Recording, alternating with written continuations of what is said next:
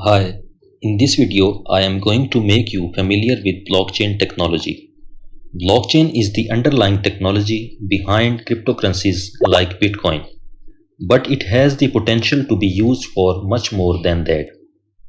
Blockchain is a distributed ledger. That means that it's a database that is shared across a network of computers. This makes it very secure because it's not possible for any one person or group to control the data. The data in a blockchain is stored in block. Each block contains a number of transactions and each block is linked to the block before it. This creates a chain of blocks, which is why it's called a blockchain. When a new transaction is added to a blockchain, it is first verified by the network of computers. Once the transaction is verified, it is added to a new block.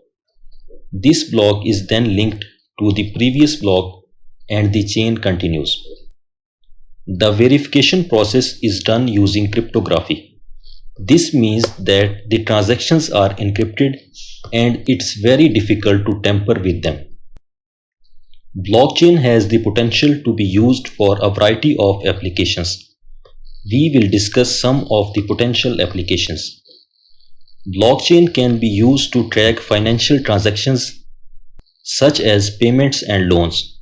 This could make financial transactions more secure and efficient.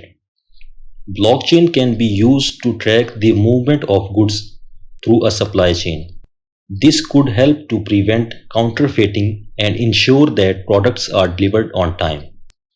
Blockchain could be used to create a more secure and transparent voting system.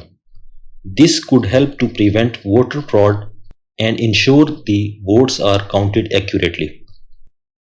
Blockchain could be used to track intellectual property, such as copyrights and patents. This could help to prevent copyright infringement and ensure the creators of intellectual property are properly compensated. Concluding this, we can say that blockchain is a powerful new technology with the potential to change the world. It's still in its early stages, but it's already having a big impact. I believe that blockchain is going to be one of the most important technologies of the 21st century.